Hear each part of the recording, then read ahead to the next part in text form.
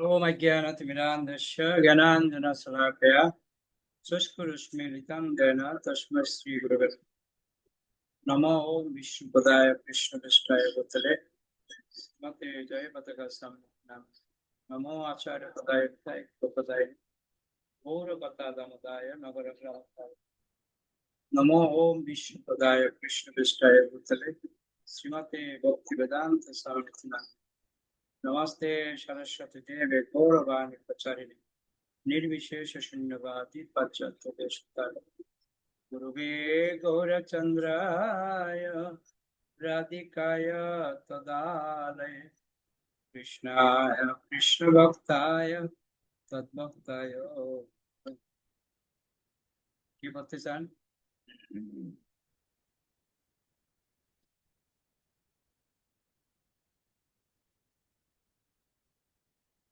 জলবান্ন প্রভু করুন। হরে কৃষ্ণ প্রভু প্রণাম।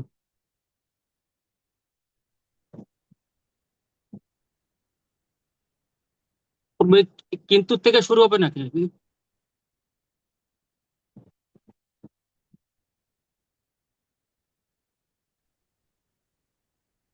কিন্তু লোকে সহজে উপরি পাওনা পেতে চায়। রাস পূর্ণিমায় তারা দল বেঁধে মায়াপুরে আসে। এলাহাবাদের কুম্ভ মেলায় লক্ষ লোক সমাগম হয়, কারণ ওই সময় ত্রিবেণী সঙ্গমে স্নান করতে পারলে একটু বেশি কৃপা লাভ করা যায়। ভক্তরা কিন্তু সেখানে যান সাধুসঙ্গ করার উদ্দেশ্যে, ঋষিতুল্য ভক্তদের সঙ্গ করার জন্য এবং প্রচার করার জন্য। এটা একটা বড় সুযোগ। শ্রীকৃষ্ণ যেহেতু সকলের পিতা, মায়াপুর ধাম ও সকলের বাড়ি। ছিল ভক্তিবিনোদ ঠাকুরের স্বপ্নে দেখা এক দিব্য নগরীর একটা বিবরণ আছে। বিশাল মন্দির, অপূর্ব সব গাছপালা, বাগান ইত্যাদি রয়েছে সেখানে। দিব্য নগরীকে দিব্য পর্যায় থেকে আমাদের কাছে দৃশ্যমান পর্যায়ে পুনঃপ্রকাশ করতে হবে। অস্তিত্ব তার রয়েছেই, উচ্চ মাত্রায় রয়েছে। ছিল ভক্তিবিনোদ ঠাকুর তার দর্শন পেয়েছিলেন। নিত্যানন্দ প্রভু তা ভবিষ্যৎবাণী করেছিলেন। তার অস্তিত্ব রয়েছে, এখন আমাদের তা প্রকাশিত করে তুলতে হবে। তার সুবর্ণ সুযোগ আমাদের রয়েছে। অবশ্য সকলের সহযোগিতাও আমাদের দরকার। এখানে কৈলাসের বর্ণনায় আমরা দেখেছি দিব্য নগরীতে কত গাছপালা বাগান রয়েছে। আমাদেরও ওই রকম নগরী বানাতে হবে। ভক্তরা গাছ লাগাবে, ফলের গাছ, ফুল গাছ। ইট কাঠের বাড়ি দিয়ে ভিড় করলে চলবে না।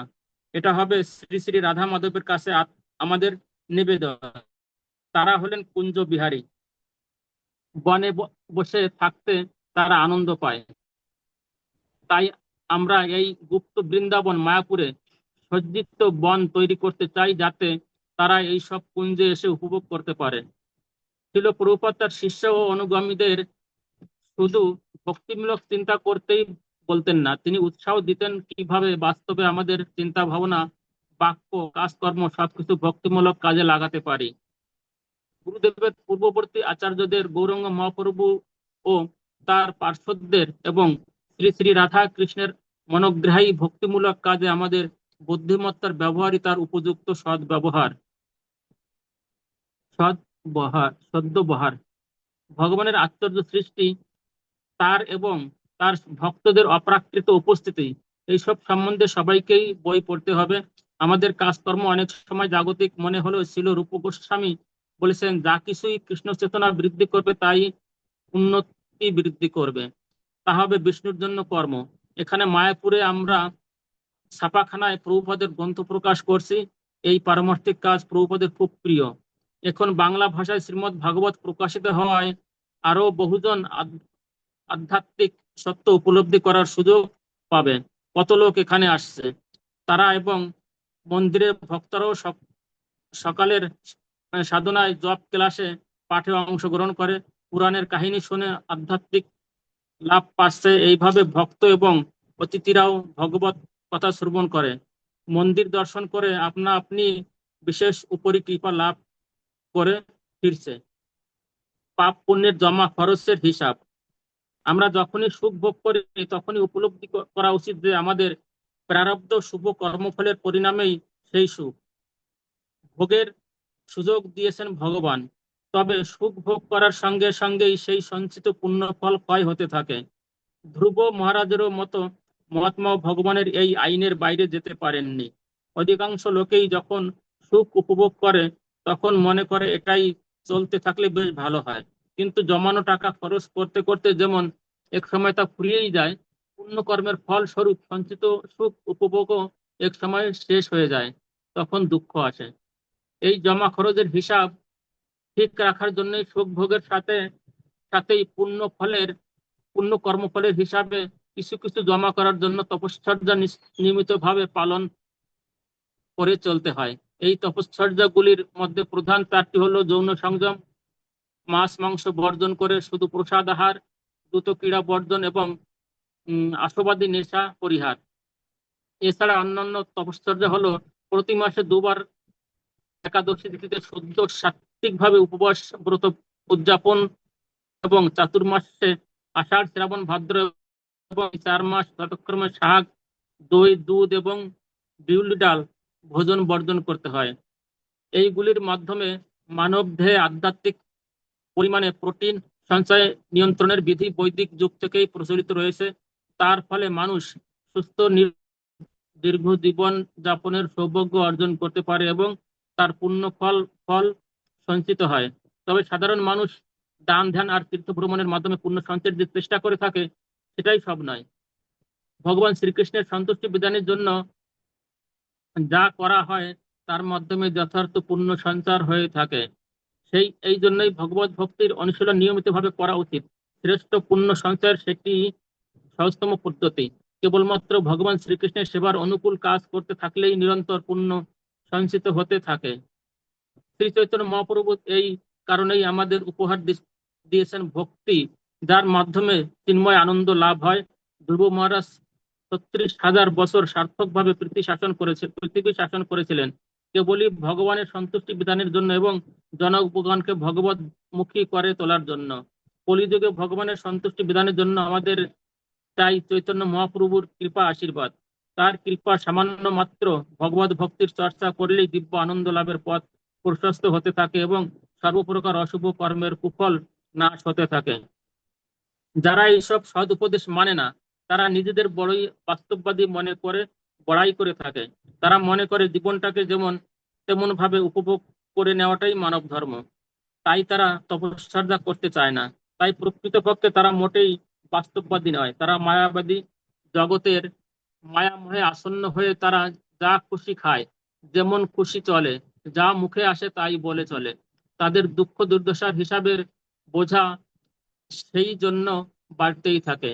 এই প্রসঙ্গে আঙ্গুলিমালের কাহিনীটি যথার্থই তাৎপর্যপূর্ণ। এক দস্যু সমস্ত গৃহস্থের সর্বস্ব অপহরণ করে নিয়ে তাতেও সন্তুষ্ট হতো না। অপহরণের শেষে গৃহস্থের কনিষ্ঠ আঙ্গুলিটি নিষ্ঠুরভাবে কেটে নিয়ে আসতো এবং সেই আঙ্গুলিটিকে মালায় গেঁথে গলায় ঝুলিয়ে রাখতো। ওই দস্যুটির দলের সকলেই ওইভাবে গৃহস্থের সর্বস্ব অপহরণ করার পরে তার কনিষ্ঠ আঙ্গুলিটিকে নিয়ে গলার মালার মতো ঝুলিয়ে রাখতো, কৃতিত্বের নিদর্শন স্বরূপ। যে দস্যুর গলার আঙ্গুলি মালা যত দীর্ঘ হতো তার নিষ্ঠুরতা আর পাপ কর্মের কৃতিত্ব তত বেশি বলে দস্যু দলে পরিগণিত হতো। ঘটনাক্রমে সেই দস্যু দলপতি আঙ্গুলিমালা একদা ভগবান বুদ্ধদেবের সান্নিধ্য লাভ করেছিল এবং তার ফলে সে তার জঘন্য পাপ কর্মের ভয়াবহ কুফল সম্পর্কে উপলব্ধি অর্জন করতে সক্ষম হয়। অতঃপর দস্যুবৃত্তি পরিহার করে বৌদ্ধ ভিক্ষু রূপে দ্বারে দ্বারে ভিক্ষাবৃত্তি অবলম্বনের মাধ্যমে জীবিকা অর্জন করাই শ্রেয় মনে করেছিল। এইভাবে দস্যু অঙ্গুলিমাল পাপজনিত কর্মফল থেকে অব্যাহতি পাওয়ার বাসনায় যখন গৃহস্থদের দ্বারে দ্বারে ভিক্ষাবৃত্তির মাধ্যমে পুণ্য সঞ্চয়ের প্রয়াসী হয়, তখন একদিন সে কোনো এক গৃহস্থের বাড়িতে গিয়ে ভিক্ষা গ্রহণের সময় লক্ষ্য করে যে সেই গৃহস্থটি হাতের কনিষ্ঠ আঙ্গুলিটি নেই। তখন সহসা অঙ্গুলি মালের বিচলিত ভাব জাগে এবং সে বুঝতে পারে অতীতে তার পাপ অনুশীলনের জীবনে সে নিশ্চয়ই এই গৃহস্থ বেচারির হাতের আঙ্গুল কেটে নিয়েছিল। ইতিমধ্যে সেই গৃহস্থটিও ভিক্ষুকে ভিক্ষা দানের সময় চিনতে পারলো যে সেই ভিক্ষুটি একদা দস্যুরূপে তার সর্বস্ব অপহরণ করে তাকে নিঃস্ব করে দিয়ে পালিয়ে গিয়েছিল। সুতরাং চকিতের মধ্যে ভিক্ষুর প্রতি গৃহস্থটির মনোভাবের পরিবর্তন দেখা দিল। প্রতিশোধের জন্য অদম্য স্পৃহা এবং পূর্ব স্মৃতিজনিত ভয়াবহ ভীতি তার মনে এক প্রবল হিংস্র ভাব জাগিয়ে তুলল। ফলে সেই গৃহস্থ তৎক্ষণাৎ সেই ভিক্ষুবেশী পুরনো পাপী দস্যু অঙ্গুলিমালকে বেদম প্রহার করতে শুরু করে দেয় এবং এইভাবে তাকে সে বধ করে। এই ঘটনার পর অন্যান্য বৌদ্ধ ভিক্ষুকরা কিংকর্তব্য বিমূঢ় হয়ে ভগবান বুদ্ধের সমীপবর্তী হয়ে বিনীতভাবে জানতে চায়, অঙ্গুলিমাল তার পূর্বকৃত পাপ কর্ম সমস্ত পরিহার করে সম্পূর্ণভাবে ভিক্ষু জীবন যাপন করা সত্ত্বেও তাকে এইভাবে নিগৃহীত হতে হলে কেন? তবে কি ভিক্ষু জীবনের সঞ্চিত পুণ্যকর্মের কোনোই মূল্য নেই? এই তাৎপর্যপূর্ণ চিরন্তন প্রশ্নটির উত্তর প্রদান প্রসঙ্গে ভগবান বুদ্ধ তখন যে উপদেশ প্রদান করেছিলেন তার সারমর্ম ছিল এই যে, পুণ্য কর্ম করে প্রারব্ধ পাপ কর্মের ফল ভোগ থেকে রক্ষা বিন্দু মাত্র পাওয়া যায় না। পুণ্য কর্ম করলে তার সুফল যেমন সঞ্চিত থাকে, পাপ কর্মেরও কুফল তেমনি যথাযথভাবে সঞ্চিত থাকে। তা ক্রমান্বয়ে জীবমাত্রের ভোগ করার বিধি চিরন্তন। কেউ ওকে যদি ওকে মনে ওকে করে জন্মে ওকে জন্মে ওকে এবং ওকে হরে কৃষ্ণ।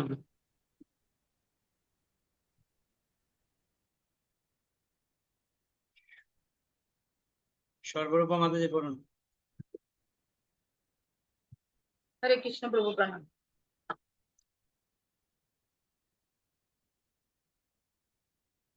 কেউ যদি মনে করে জন্মে জন্মে এবং ইহ জন্মে যত পাপ কর্ম সে করেছে তার কুফল ভোগ থেকে অব্যাহতি পাওয়ার জন্য প্রচুর পরিমাণে পুণ্য কর্ম করতে থাকলেই পাপ কর্মের কুফল জমতে থাকবে, তাহলে তাকে এই অঙ্গুলিমালের কাহিনী স্মরণ করতে হবে।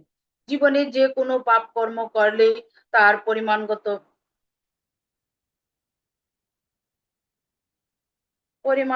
কুফল সঞ্চিত হয়ে থেকে যায় এবং পাপীকে তা কোনো না কোনো প্রকারে ভোগ করতেই হয়। তা থেকে কোনো মুক্তি লাভের অবকাশ থাকে না।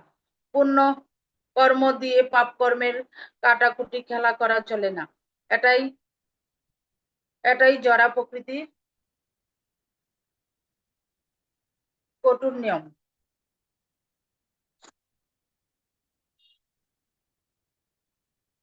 কিন্তু শুদ্ধ ভক্তিমূলক সেবা পাপ ও পুণ্য ফলকে সম্পূর্ণ ক্ষয় করে দিতে পারে।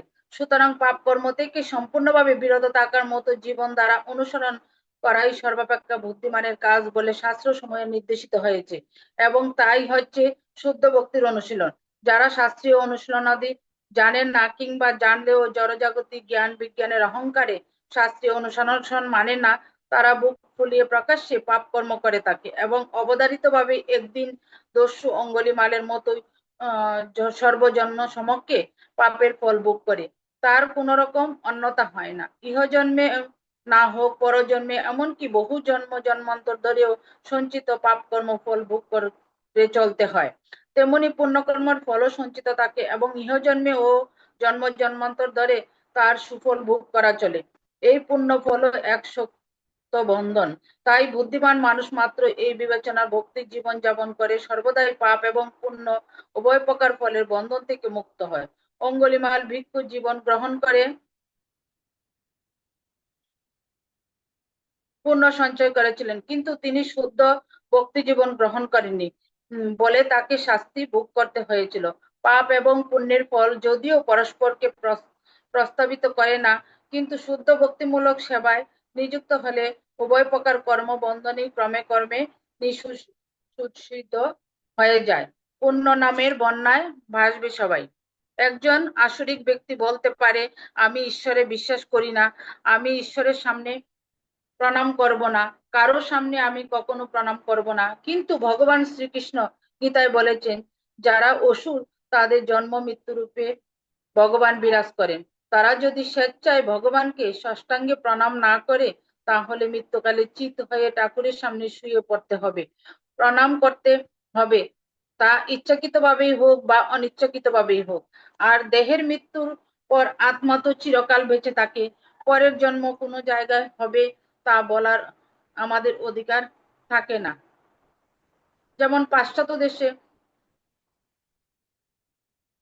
যেমন পাশ্চাত্য দেশে একটা ব্যবস্থা আছে যে যারা ঘর থেকে বেরোতে চায় না তাদের জন্য টেলিফোন গাইডের মতো একটা মোটা বইয়ের সমস্ত রকম জিনিসের নাম দাম বিবরণ দেওয়া আছে, জামা কাপড়, গাড়ি, খেলনা, বাড়ির কাজের জিনিস ইত্যাদি।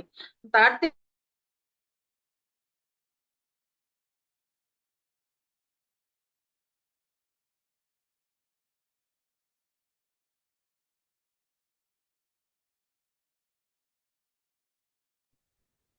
শোনা যাচ্ছে না?